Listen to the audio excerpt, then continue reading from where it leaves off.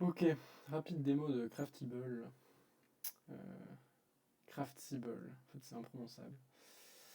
Du coup, comment on fait? Ici on a notre Advanced Computer. Il faut un Advanced Computer. On veut que ce soit un sensor à lave et on veut qu'il soit géré dans le cloud pour pouvoir être redéployé plus tard si genre je change le programme des tanks de lave et que j'ai envie de redéployer tous les ordi d'un coup sans devoir aller les reflasher un par un. Donc là je viens de changer l'ordi puisqu'avant c'était un computer. Donc, ce qu'il va falloir faire, c'est choper le script pastbin, celui-ci. La magie, c'est que, hop, il suffit de le run. Là, on a un petit installeur, on va lui donner le nom de l'ordi, donc c'est le VAC 4. Le modem side, c'est front, et là, c'est tout bon. Il faut savoir que j'ai déjà créé les configurations au niveau du serveur, on va aller voir juste après à quoi ça ressemble. Donc là, quand je vais faire Y, voilà, il télécharge le startup script, et puis il commence à se connecter. Comment ça marche? Très rapidement, donc ici ça c'est ce qui se lance quand le jeu, enfin quand l'ordi boot. On voit qu'il a downloadé un client, qu'il l'a sauvegardé sur netstartup.lua et a priori il l'a starté effectivement d'après le nom du processus. Si on regarde notre startup, ce qu'il va faire de manière assez stupide, c'est qu'il va virer tout ce qu'il y a dans le dossier pour éviter que des anciennes configs fassent chier ensuite. Ensuite, il va récupérer la position du modem, il va ouvrir le réseau et il va tenter jusqu'à 10 fois de se connecter. Comment il fait? Il va broadcaster un message en mode je suis un client et je m'inite. Puis le premier serveur qui lui répond en lui donnant justement ce net startup, il a gagné.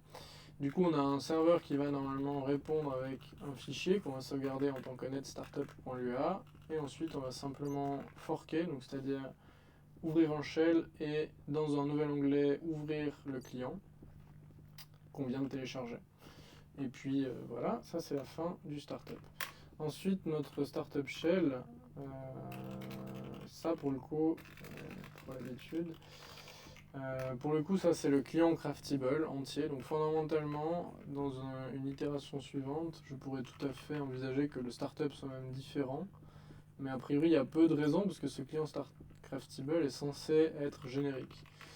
L'intérêt de ce process, c'est que du coup, si je change le client Craftable, j'ai pas besoin de retourner le flasher sur tous les ordis. Le seul truc qui est fixe, c'est le startup. Et encore, il est pas fixe. On va aller voir tout de suite pourquoi il est pas fixe. Même si vous avez été observateur, vous l'avez peut-être déjà vu. Donc on va aller voir notre serveur Craftable qui est ici, qui fonctionne un peu pareil. Donc on a ici un onglet avec le serveur. Il y a un peu de debug encore. Ici on a l'onglet avec le client. Alors donc,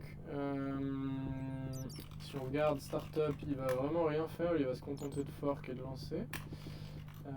Si on regarde le serveur, lui il est beaucoup plus complet, il fait beaucoup plus de choses.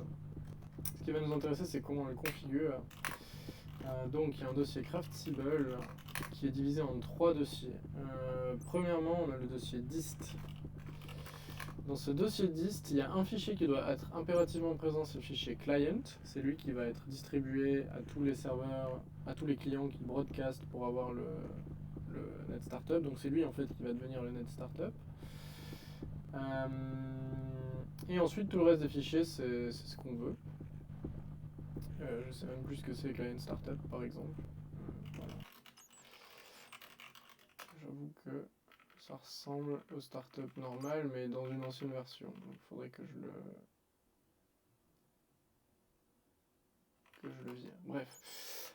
Donc voilà, on a tous les fichiers là qu'on voudrait distribuer. Donc dedans j'ai aussi un readtank.lua qui est un truc utile et oilsensor.conf et lavasensor.conf qui sont deux versions du même fichier en fait. Qui sont deux versions de, en l'occurrence, la configuration de mon programme. Alors ça, c'est même plus lié à Craftable, c'est lié au programme que j'exécute en dessous. Ensuite, qu'est-ce qu'on va avoir? On va avoir les configs.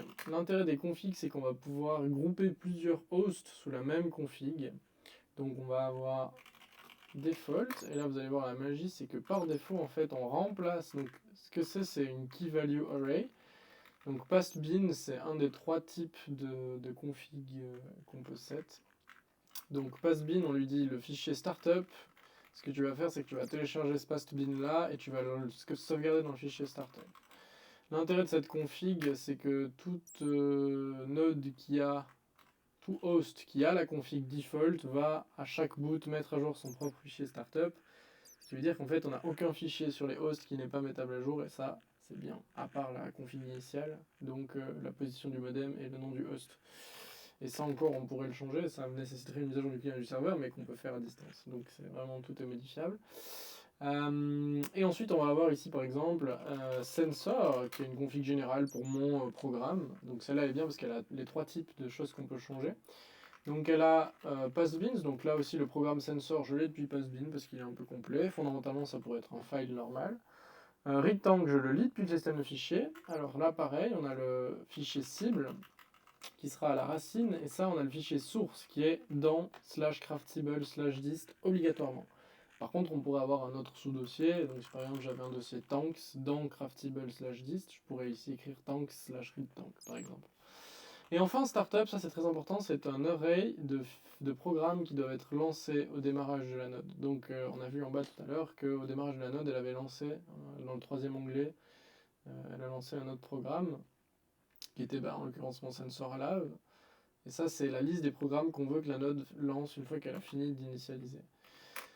Et puis, si vous regardez, on a aussi SenseLava qui du coup envoie justement la configuration que je vous ai montré tout à l'heure. Et enfin, en dernier, on a les hosts. Alors là, il faut savoir que si jamais il n'y a pas de config ici, il va chercher par défaut, pour le hostname, il va chercher par défaut à charger le fichier de hostname default qui n'existe pas ici en l'occurrence.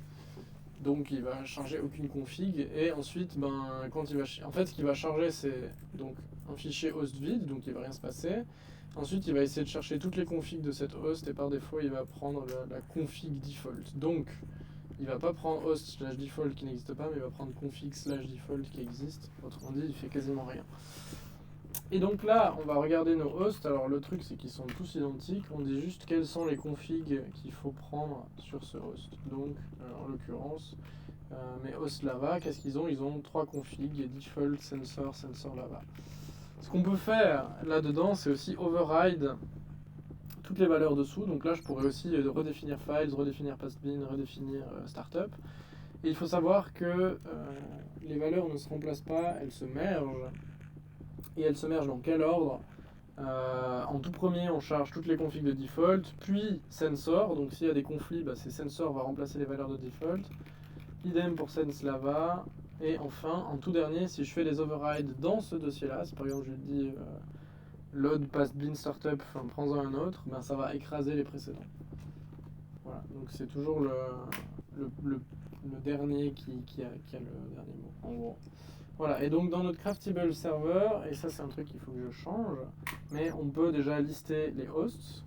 Donc on voit que par exemple le oil 1, je ne l'ai toujours pas déployé. Donc on peut lister les hosts connectés, et là c'est les commandes qui ne marchent pas encore, mais on peut pusher un fichier, on peut demander à un host d'exécuter un programme, etc., etc.